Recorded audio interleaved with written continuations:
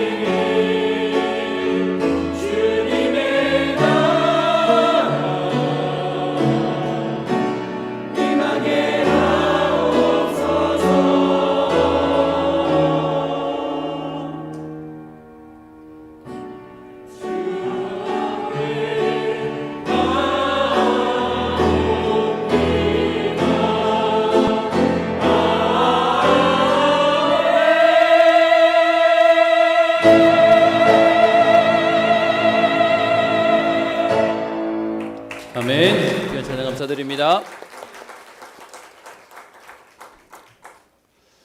감사합니다.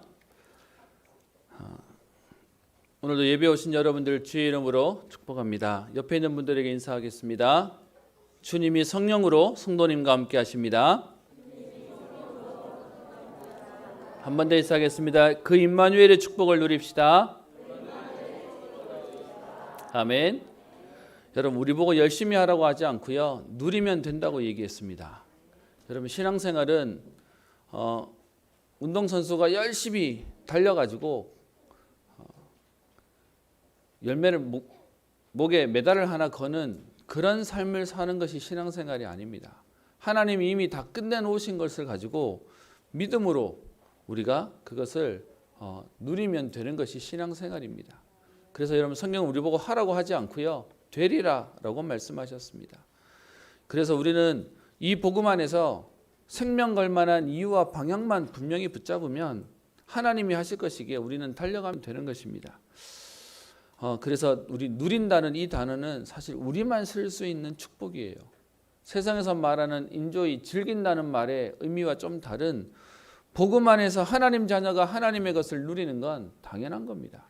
여러분 우리의 자녀가 우리 집에서 밥을 먹는데 되게 미안하게 어디 얻어먹는 것처럼 눈치 보고 먹는다. 여러분 그건 누리는 게 아니죠. 우리의 자녀가 우리의 집에서 잠을 자면서 되게 미안하게 어디 얹혀 있는 것처럼 그러면서 눈치 보고 다리 못 뻗고 자면 여러분 그건 틀린 거죠. 여러분 하나님의 자녀가 하나님 주신 우리의 삶 속에서 그 하나님 주신 응답을 가지고 누리고 산다는 건 당연한 축복을 말하는 것입니다. 오늘 저와 여러분들에게 그 하나님의 은혜가 임마누엘의 은혜가 넘치고 이 비밀을 누리고 전달하는 전도자의 걸음 되기를 축복합니다. 제가 만난 우리 청년 가운데 대단한 배경이 있는 친구가 있었습니다. 사실 부모님은 군인이셨는데 근데 믿음으로 기도하시는 분이셔서 제가 알기로 공사를 나오셔서 군인 생활을 하고 계시는데 여러분 사실 군인이 그렇게 생활에 넉넉하지 않습니다. 그런데도 어릴 때부터 기도로 우리 그 부모님이 자녀를 믿음으로 키우려고 고등학교 때 일본으로 유학을 보냈습니다. 돈이 있어서 보낸 게 아니라 어쨌든 믿음으로 해서 열려서 일본에 가서 유학을 했습니다. 그래서 일본에서 고등학교를 나오고요. 그러면서 공부하는 이 친구가 미국에 가서 대학교를 나왔습니다. 그리고는 대학교를 졸업하고 한국에 들어왔는데 여러분 이렇게 말하면 여러분 이 친구는 기본적으로 세계 언어가 돼요. 일본어 하지 또 뭐 영어 하지 그리고 한국말도 할 수 있는 친구였습니다. 그래서 그런지 한국에 들어왔더니 요즘 여러분 젊은 친구들이 가고 싶어하는 1등 회사가 삼성이나 이런 회사가 아닌가 아십니까? 우리나라에서 게임 회사로 제일 유명한 남들이 가고 싶어하는 그 N 뭐 하는 회사에 들어갔습니다. 남들은 들어가고 싶어도 못 들어가는데 이 친구는 그냥 이렇게 들어갔어요. 어떻게 보면 수재기도 하고 똑똑한 친구입니다. 그런데 제가 같이 이 친구랑 같이 일을 하는데요. 뭘 하나 맡겨놓으면 잘 해와요. 어떤 면에서는 뭐 하나 이렇게 PPT 이게 뭐 브러쉬 하나 가져오는데 휘황찬란하게 가져옵니다. 근데 약점이 하나 있었어요. 그게 뭐냐 하면 제가 요거를 해줘라고 해서 A를 보내놓으면 이 친구는 항상 A-를 만들어서 오는 겁니다. 약간 변해서 와요. 제가 하려고 하는 그게 아니라 조금 다른 것이 되어서 만들어 와요.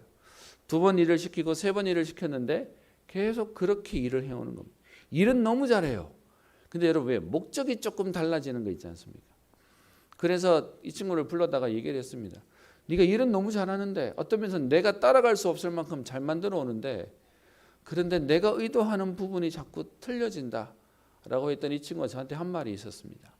뭐라고 얘기하냐? 사실 그게 본인에게 있는 문제인지도 안 돼요. 그게 뭐냐 하니까 여러분 갑자기 부모 없이 고등학교로 외국에 나가서 살아야 되는데 여러분 가자마자 적응이 됐겠습니까? 이 친구의 표현이 이렇게 얘기하더라고요. 살아남으려고 몸부림치다 보니까 지금도 시키는 게 아니라 본능적으로 하는 일이 뭐냐? 살아남기 위한 몸부림을 친다는 겁니다. 그래서 뭔가를 가져오면 자기가 계속 해석할 수밖에 없고 자기가 계속 돌릴 수밖에 없다는 얘기를 꺼내는 겁니다. 그렇게 일본 생활을 하고 그렇게 미국 생활을 하면서 이제 한국에 돌아왔는데 그게 몸에 남았나 봅니다. 제가 이 아이를요, 이 얘기를 듣기 전에는 엘리트로 봤습니다. 그리고 실제로 똑똑한 친구입니다. 그런데 문제는 뭐냐? 그 친구 속에 기본적으로 가지고 있는 건 사람들이 원하는 게 아니라 내가 그 속에서 어떻게 해야 되지가 이 친구 속에 몸에 남아 있는 겁니다. 여러분, 우리에게 혹시 여러분 지금까지 살아오시면서 우리 어르신들은 6.25를 겪으시고 또 우리나라의 어려운 시절을 겪으시면서 지금까지 여러분이 인도받아 오신 것만 해도 여러분 나름대로는 성공하신 겁니다. 그런데 우리도 모르게 그걸 하기 위해서 살다 보니까 하나님이 원하시는 방법과 하나님이 원하시는 길이 있음에도 불구하고 오늘도 나 중심으로 나를 위해 우리를 위해 살아가는 우리의 모습이 되어 있지는 않으십니까? 살아남기 위해서 뭔가를 자꾸 우리가 변화를 주고 뭔가를 그러기 위해서 몸부림치는 인생이 되어 있지 않습니까? 그러다 보니까요, 지금도 나라에서 아니면 교회에서 아니면 말씀에서 뭐라고 얘기하는 부분이 있는데 자꾸 그 말씀을 우리가 말씀대로 하지 않고 내가 자꾸 각색을 하는 겁니다. 여러분, 그렇게 실패한 인물이 누구죠? 창세기 4장에 나오는 가인이 세월이 지난 이후에 하나님의 말씀대로가 아니라 이렇게 하면 하나님이 더 좋아하시겠지라고 해서 내 뜻대로 하다가 완전히 망해버렸습니다. 여러분, 지금도 이 땅을 사는 많은 사람들이 나름 열심히 삽니다. 이상한 사람도 있지만 나름 좋은 목적을 가지고 사는 사람도 있습니다. 근데 여러분, 오늘 저와 여러분들은 열심히 사는 것 이전에 하나님의 뜻과 계획 속에서 살아가야 되겠습니다. 여러분, 이거 놓친다면 어떤 면에서는 여러분 이게 필요 없다면 오늘 예배 자리에 오실 필요도 없어요. 그냥 열심히 살면 돼요. 그냥 성공하기 위해서 몸부림치고 살면 돼요. 그런데 우리의 삶은 그런 세상에서 말하는 하나님 없는 사람의 삶이 아니라 오늘도 우리는 하나님의 뜻을 하나님의 계획을 봐야 되겠습니다. 저에게는 워낙 확실하게 하나님의 계획은 이라고 하면 아마 지나가는 아이들 붙잡고 지나가는 아이가 아니죠. 자는 아이들 우리 랩런트 붙잡고 얘기해도 아마 이렇게 입력되었기 때문에 튀어나올 겁니다. 여러분, 하나님 말씀의 이 부분을 어떻게 설명하고 있습니까? 요한복음 6장 39절 40절에 이렇게 되어 있습니다. 나를 보내신 이의 뜻은 내게 주신 자 중에 내가 하나도 잃어버리지 아니하고 마지막 날에 다시 살리는 이것이니라. 여러분, 하나님의 뜻은 우리가 쉽게 그냥 세계복음화라고 얘기하는 건데요. 여러분, 이 세계복음화라는 단어가 다른 종교나 다른 사람들한테는 되게 공격적으로 보여요. 근데 여러분, 오늘 성경은 어떻게 표현하고 있죠? 내게 주신 자 중에 하나도 잃어버리지 아니하고 마지막 날에 다시 살리는 이것이 하나님의 계획이라는 겁니다. 모든 사람을 살리고 모든 사람들을 치유하는 것이 하나님의 계획이라는 겁니다. 40절에 내 아버지의 뜻은 아들을 보고 믿는 자마다 영생을 얻는 이것이니 마지막 날에 내가 이를 다시 살리리라. 여러분, 오늘도 우리에게 분쟁하려고 한 것이 아니고요, 치유하고 살리도록 말씀하고 있습니다. 그래서 여러분, 우리는 더 이상의 논쟁을 멈추고 이제는 살리는 응답을 누려야 되겠습니다. 그 하나님이 하시는 일을 철저하게 오늘 순종했던 사람이 있는데요, 그것이 오늘 요한복음 우리 순서대로 보는 중에 오늘 세례 요한에 대한 우리 사역과 모습들을 함께 보려고 합니다. 여러분, 요한복음은 마태, 마가, 누가에 대한 기록과 조금 사실은 사복음 자체가 서로 보완되고 연결되어지는 부분인데요, 오늘 여러분가 읽었던 요한복음 1장 19절부터에 있는 내용은 세례 요한이 그 하나님이 주신 말씀과 사명을 감당하기 위해서 광야에서 지금 사역을 벌이고 있는 중에 여러분, 이 세례 요한의 사역들이 많은 사람들이 보고 귀감이 되고 존경스러워하는 응답이었습니다. 기적도 일어나고 능력도 일어나고 어떤 면에서는 메시지는 회개하라 천국에 가까웠다라고 얘기하고 독사의 자식들아 라고 하면서 굉장히 거친 말이었지만 여러분, 그 말 속에 있는 복음의 진리와 그 말씀대로 실천하고 사는 세례 요한이 많은 사람들이 보기에 저 사람은 뭔가 비범해 특별해 라는 생각을 갖게 되었습니다. 그러던 중에 오늘 유대인들이 지금 제사장들과 레위인들 대표를 뽑아서 세례 요한에게 사람을 보내고 있는 겁니다. 여러분, 우리가 주의 일을 하는 것도 너무 중요한데요, 그 일을 하고 있는 세례 요한의 자세가 오늘 본문 속에 나옵니다. 한번 보십시다. 1장 19절에 제사장들과 레위인들을 요한에게 보내요. 여기서 말하는 요한은 세례 요한이죠. 네가 누구냐라고 오늘 묻습니다. 도대체 너는 뭐 하는 사람인데? 라고 묻는 거죠. 총 3번에 걸쳐서 질문합니다. 네가 그리스도냐? 왜냐하면 특별하니까요. 그리고 또 두 번째는요, 21절에 그러면 네가 엘리야냐? 라고 또 질문하고요, 아니라고 대답하니까 21절 뒤에 보면 또 묻되 그러면 네가 그 선지자냐라고 말하면서 오늘 성경에 보면 그냥 막연한 선지자가 아니고 그 선지자, 대상을 지목하고 있는 내용이 나옵니다. 여러분 오늘 이 부분을 보려면 우리가 조금 성경의 배경이 좀 필요한데요. 오늘 여러분께 나눠드린 페이퍼에 보시면 나오는데요. 지금 그들이 요한에게 세례 요한에게 당신이 그리스도냐라고 말했던 근거가 있습니다. 그게 누가복음 3장 15절에 보면요. 백성들이 바라고 기다림으로 모든 사람들이 요한을 혹 그리스도신가 심중에 생각하니. 여러분 특별한 삶과 특별한 능력들을 행하니까 사람들의 마음에 유대인들은 여러분 메시아를 기다렸잖아요. 그러니까 뭔가 능력이 나타나니까 메시아인가? 저분이 혹시 메시아로 오신 그분인가? 라고 해서 오늘 그 마음이 있으니까 사람들이 와서 물어봅니다. 당신이 메시아입니까? 그랬더니 세례요한이 뭐라고 얘기하죠? 아니다 라고 말하죠. 그리고요 두 번째요. 그러면 당신이 엘리야입니까? 라고 질문하는데 이 질문은 여러분 말라기서 4장 5절에 보면 그 말이 나옵니다. 보라 여호와의 크고 두려운 날이 이르기 전에 내가 선지자 엘리야를 너희에게 보내리니 그가 아버지의 마음을 돌이키게 하고 자녀의 마음을 돌이키게 할 것이다 라고 해서 말라기 제일 마지막에다가 그 얘기를 해놨어요. 그랬더니 여러분 우리가 알고 있는 마태복음 17장에 16장에 얘기하는 너희가 나를 누구라 하느냐라는 질문에 엘리야라고 합니다. 뭐 선지자라고 합니다. 라는 말의 의미가 나왔던 것이 구약을 알고 있었던 구약을 거의 달달 외우고 있었던 유대인들은 항상 뭔가 특별한 사람이 나타나면 이 말씀이 성취된 거냐라는 질문을 가지고 있었어요. 그거 말고도요. 여러분 뒤에 보면 21절에 아니다라고 대답하니까 그러면 네가 그 선지자냐? 지목한 거죠. 구약에서 오시기로 하셨다고 하는 그 선지자가 바로 너냐라는 질문을 하는 겁니다. 이 내용은 신명기 18장 15절에 나옵니다. 내 하나님 여호와께서 너희 가운데 내 형제 중에서 너를 위하여 나와 같은 선지자 하나를 일으키시리니. 여러분 이 신명기에 있는 말씀은 모세가 이스라엘 백성들을 놓고 얘기하는 내용이었어요. 왜냐하면 요단강을 건너가서 나는 저 가나안 땅에 못 들어갈 거다. 그런데 나와 같은 선지자가 나중에 나와서 너에게 이를 거니까 너희는 그 말을 들으면 된다 라고 말씀해놨던 부분이 있었어요.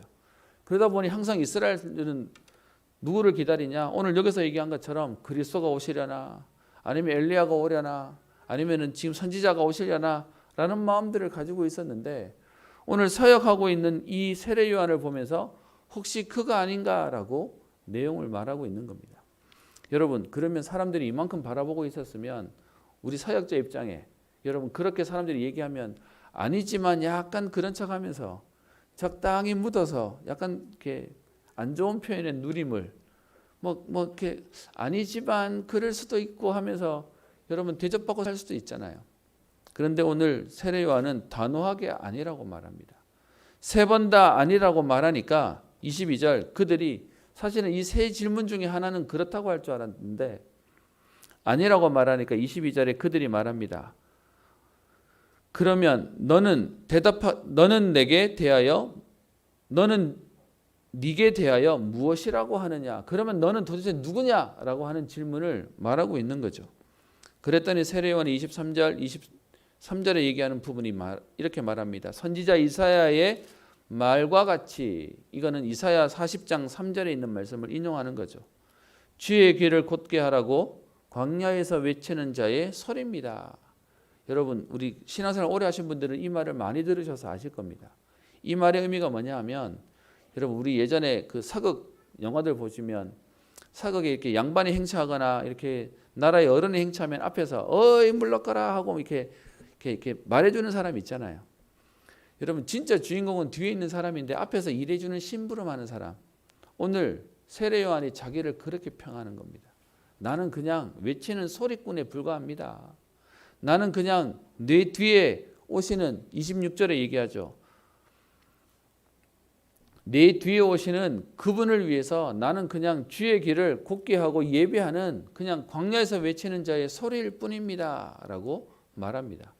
자신을 철저하게 낮춰서 얘기하는 말이죠. 여러분 그랬더니 사람들의 태도가 싹 바뀝니다. 여러분 이 땅의 문화는 어떻죠? 없어도 있는 척해야 사람들이 알아주잖아요. 근데 네가 그리스도냐? 네가 엘리야냐? 네가 선지자냐? 아닙니다. 그럼 넌 누군데? 그냥 소리일 뿐입니다. 라고 얘기했더니 26절에 따집니다. 또 물어 이르되 네가 만일 그리스도도 아니요 엘리야도 아니요 그 선지자도 아닐진데 그런데 왜 세례를 베풀고 그러냐라고 말하는 겁니다. 네가 뭔데 그러면 지금 이렇게 사역을 하고 다니냐라고 말하게 되는 겁니다. 여러분 어떤 면에서는 한쪽에서는 띄웠다가 한쪽에서는 깔아뭉갭니다. 여러분 보통 사람들은 여기서 상처받죠.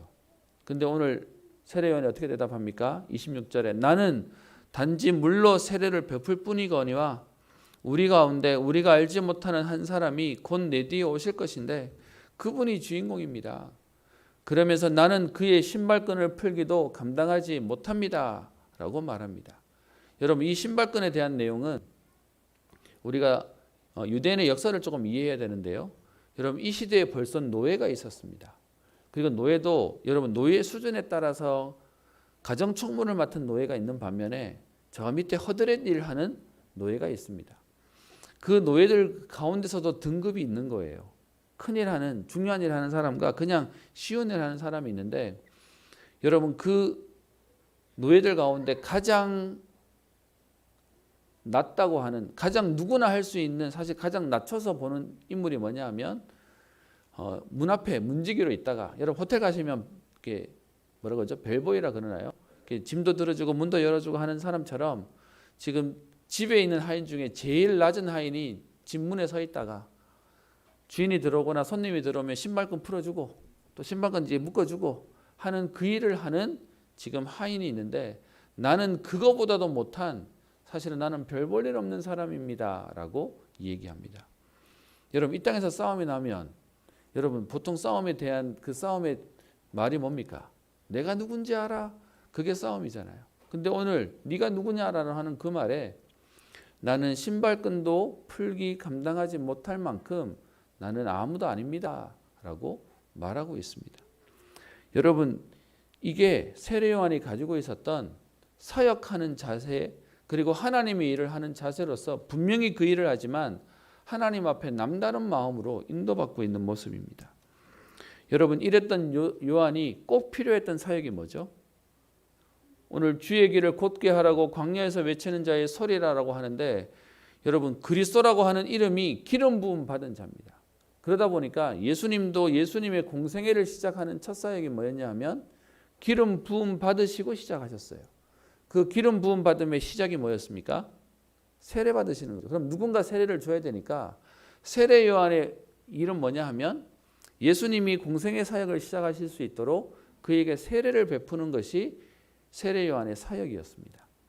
그래서 예수님이 세례를 받으시는 장면이 우리 마태마가 누가 다 나오죠.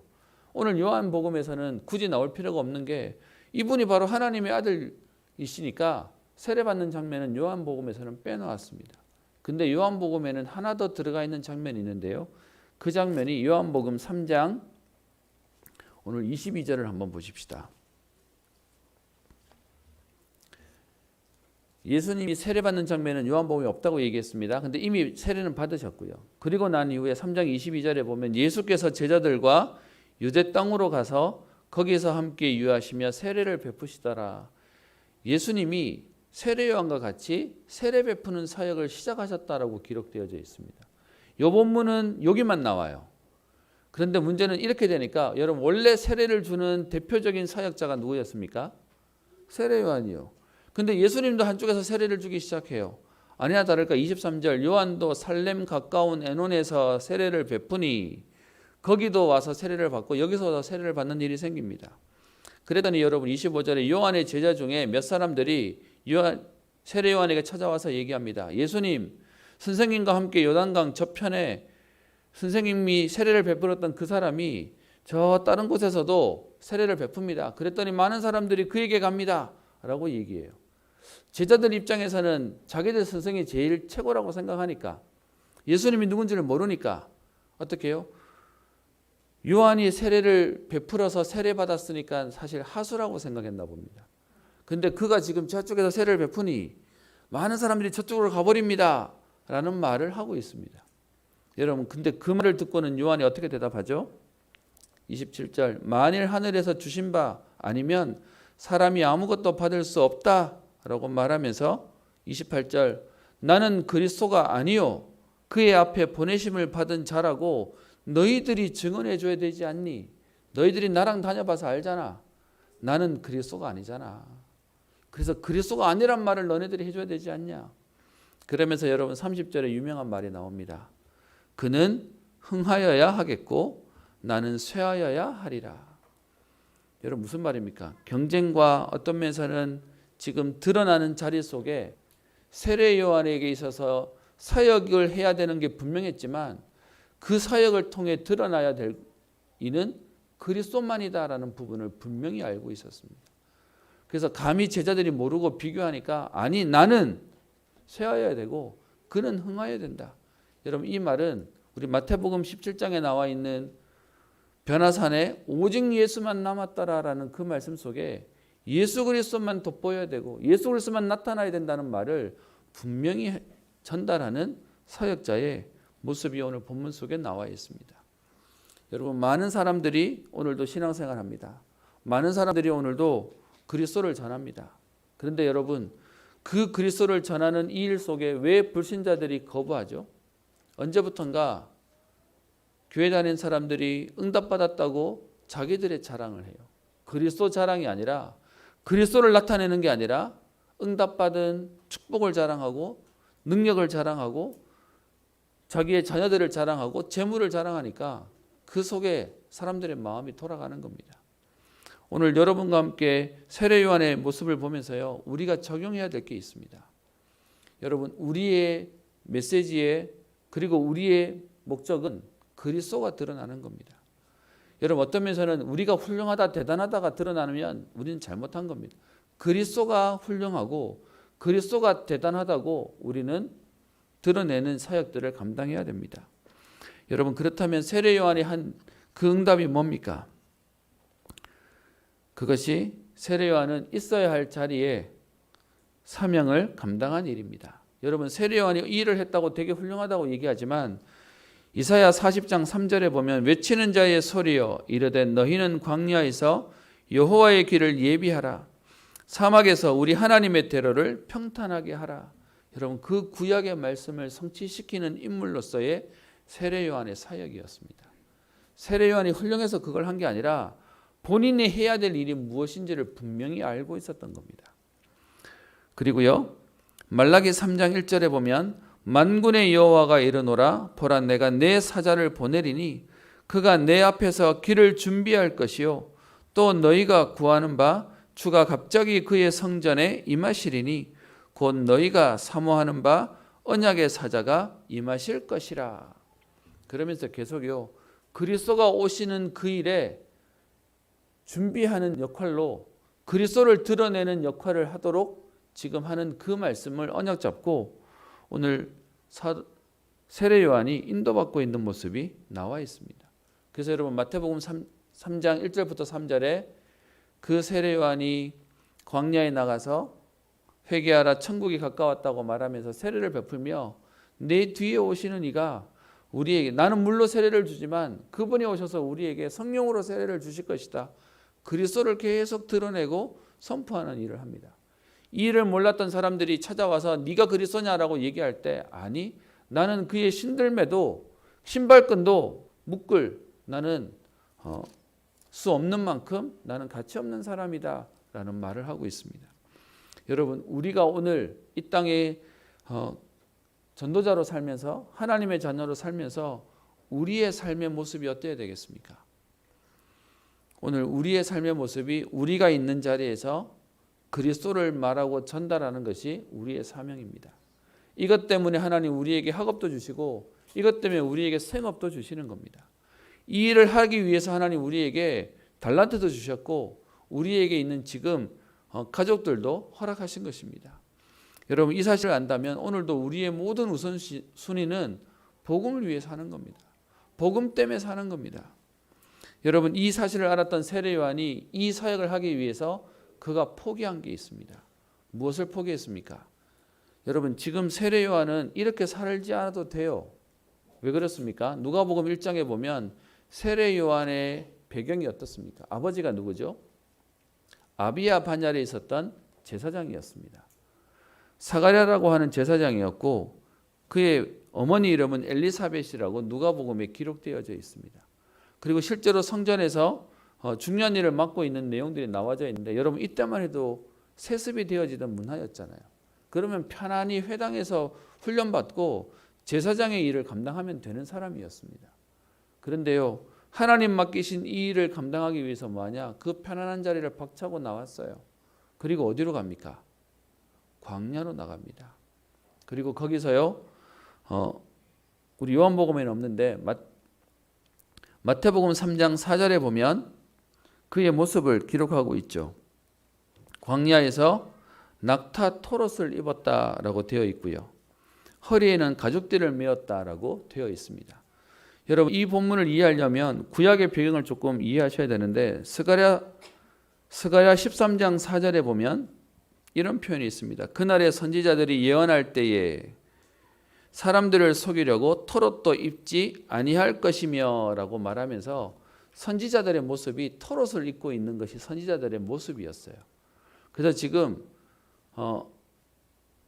의도적으로 세례 요한이 그 토롯을 입고 광야에 있는 겁니다.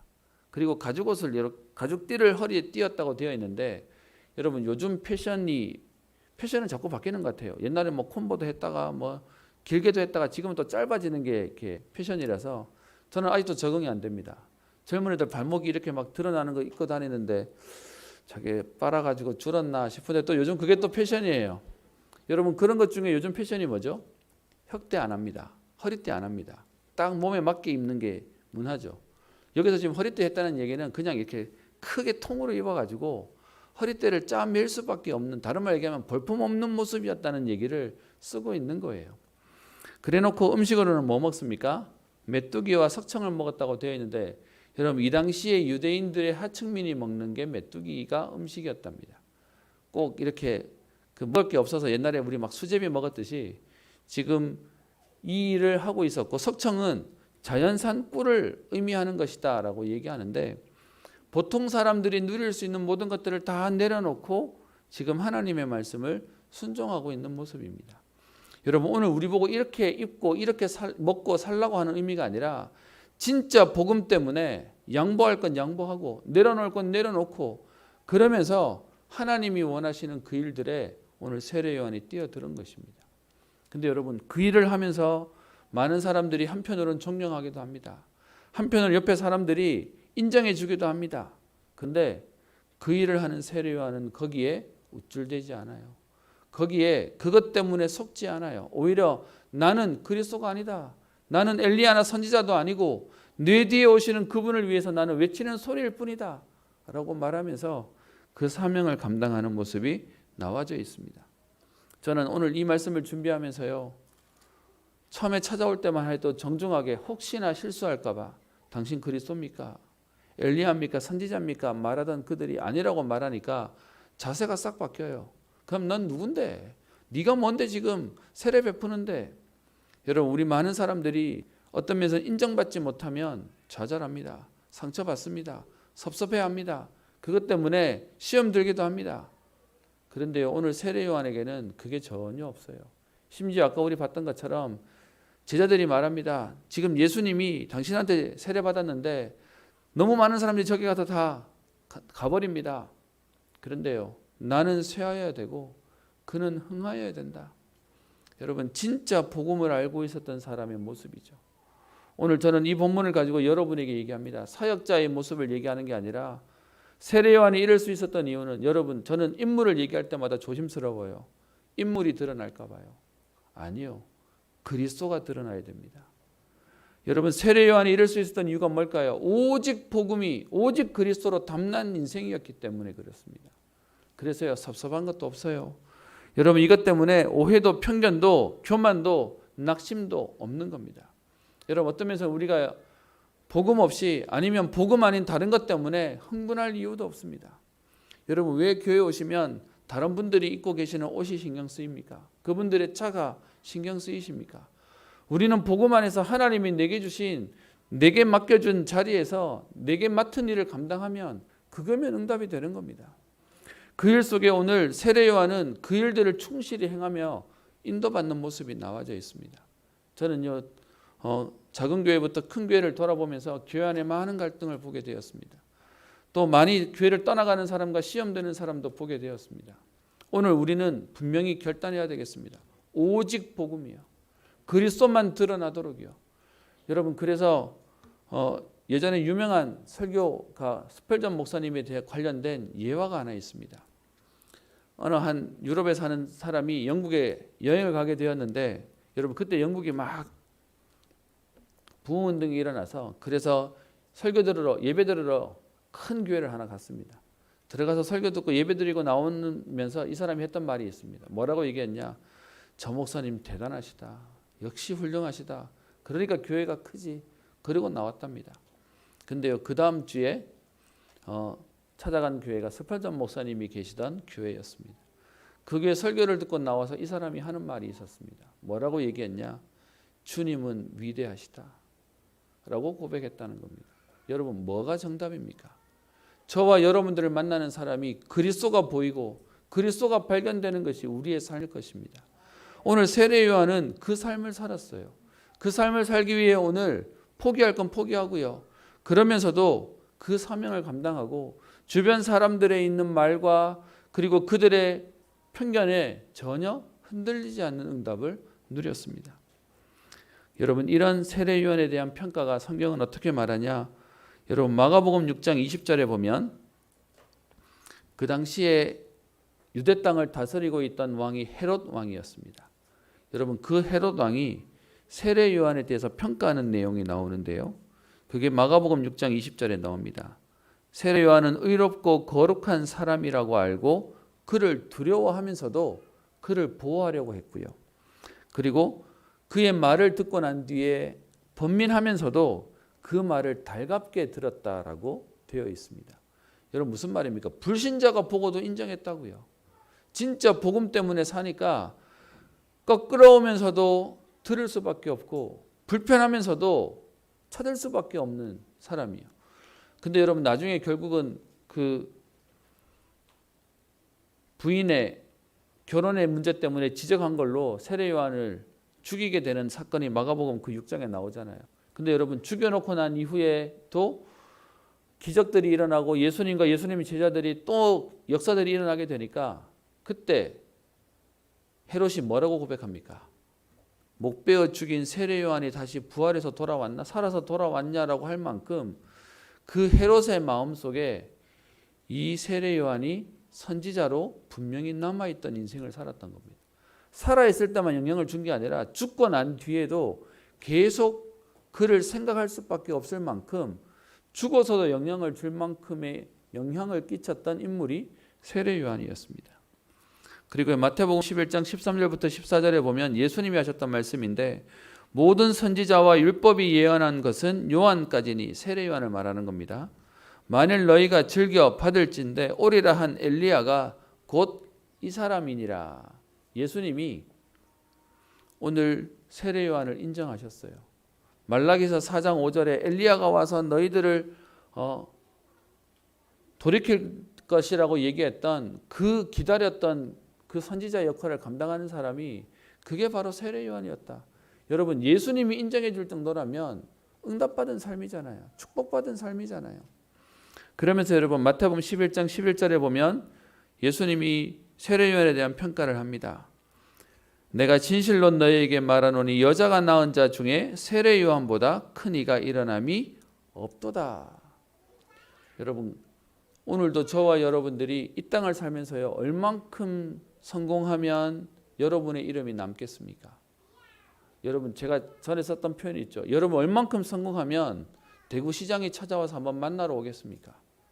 여러분 얼만큼 우리가 축복받으면 대통령이 한번 만나자 하겠습니까? 근데 여러분 대통령과 다른 것과 비교 안 되는 오늘 예수님이 세례 요한을 인정하세요. 뭐 때문에요? 복음 위에 사는 인생 때문에요. 여러분 어떤 면에서는 이게 지금 대단했냐? 아니었잖아요. 그냥 그 일들을 사명을 감당했을 뿐인데 하나님이 그의 인생을 축복하셨어요. 그러면서 여자가 낳은 자 중에 최고 복받은 자다.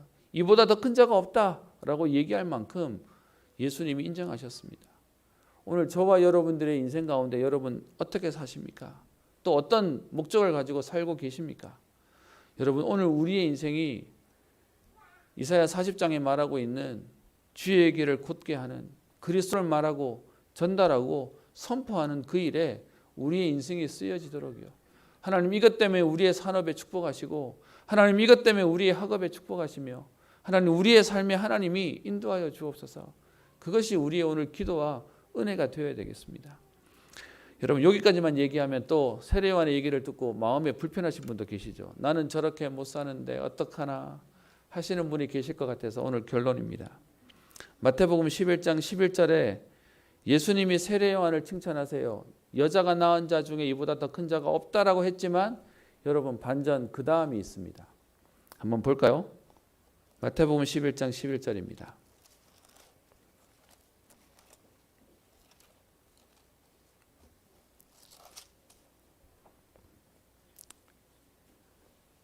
내가 진실로 너에게 말하노니 여자가 낳은 자 중에 세례요한보다 큰 이가 일어남이 없도다 해놓고는요. 그런데 그 다음 얘기가 있습니다. 읽어보겠습니다. 그러나부터 시작.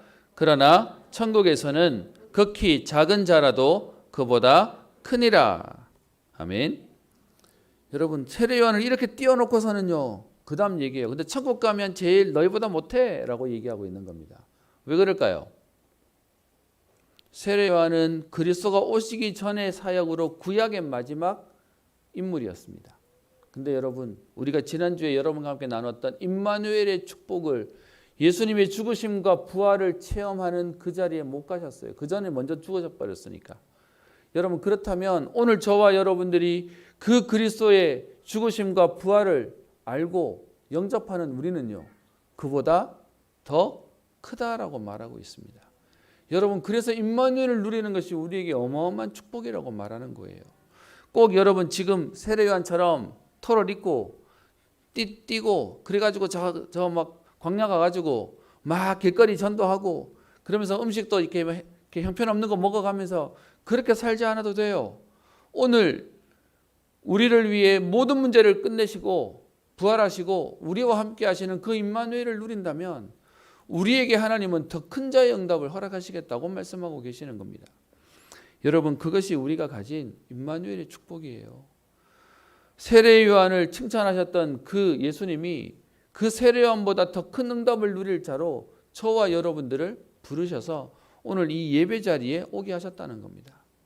여러분 그래서요 여러분 삶에 특별히 막 저도 많이 할 이유도 없어요. 그냥 내 삶에 하나님 오늘도 만나는 사람에게 오늘도 내 가족에게 내가 만난 그리스도를 말할 수 있도록 하나님 내가 행복한 이 복음의 비밀을 말할 수 있도록 여러분 이거 놓고 기도하는데 하나님은 우리를 최고의 응답으로 만들어 가실 것입니다. 오늘 저는 이 본문을 통해서 예수님이 인정하신 세례요한의 사역이 오늘 말씀의 제목인데요. 오늘 우리의 초점은 세례요한이 아니에요. 오늘 우리가 봐야 될 건 오직 예수예요. 여러분 도대체 오직 예수의 비밀이 어떻길래 한 사람의 인생이 자기는 완전히 없어지고 그리스도만 드러나도록 살다가 갔겠습니까? 여러분 오늘 우리의 삶이 그리스도가 드러나는 삶이 되어지는 응답 속에 있다면 우리의 인생은 가장 복받은 인생이 될 겁니다. 여러분 이 축복을 오늘도 누리는 그 비밀 속으로 들어가는 것이 오직입니다. 이 응답을 맛보는 것이 유일성이고요. 이를 통해 하나님 하시는 능력을 체험하는 것이 재창조입니다. 여러분 오늘 이 그리스도로 계속해서 성경에 나와지는 비밀은 그리스도를 말하고 있습니다. 그리스도가 오셨고 그리스도가 모든 문제 해결자다. 여러분 그런데 이 말을 사람들이 못 알아듣습니다. 그런데 하나님 우리에게 이걸 알게 하시고 이것 말해야 되겠다고 하나님이 오늘 저와 여러분들을 이 자리에 불러 모으셨습니다. 여러분 이것 때문에 오늘 우리의 모든 것들이 갱신되어지고 오늘 축복되어지는 은혜가 있기를 소원합니다. 그리스도로 행복할 만큼요. 그리스도 때문에 우리의 모든 갈등을 넘어설 만큼요. 제가 현장에 이런저런 얘기를 듣습니다. 어려우신 분들, 힘드신 분들, 또 아니면 문제 때문에 힘들어하는 얘기들을 듣습니다.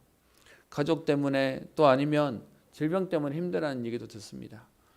여러분 그 모든 문제를 오늘 그리스도 안에서 하나님 주시는 행복의 비밀을 누리는 은혜가 저와 여러분들이 있기를 소원합니다. 그 비밀을 알았던 세례 요한은 남다른 인생을 살았어요.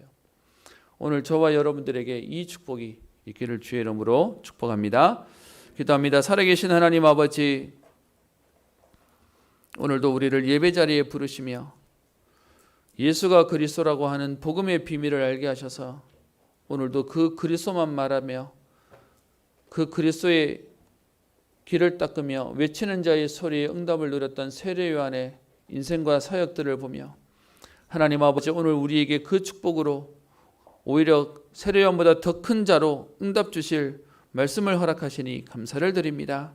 오늘도 임마누엘의 축복으로 가장 행복한 자의 축복을 누리게 하옵소서.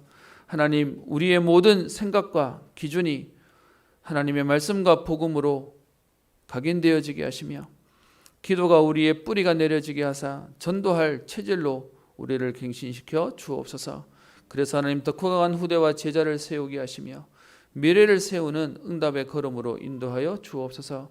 하나님, 이 일할 수 있도록 오늘도 우리에게 성령으로 함께 하시며 역사하실 주님을 찬양합니다. 오늘도 복음 때문에 행복하게 하셔서 오늘도 그리스도 때문에 힘을 얻게 하셔서 달려가도 걸어가도 곤비치 않고 피곤치 않는 새 힘을 얻게 하시며 우리의 모든 약한 부분도 치유되어지고 회복되어지는 하나님의 은혜를 누리게 하옵소서.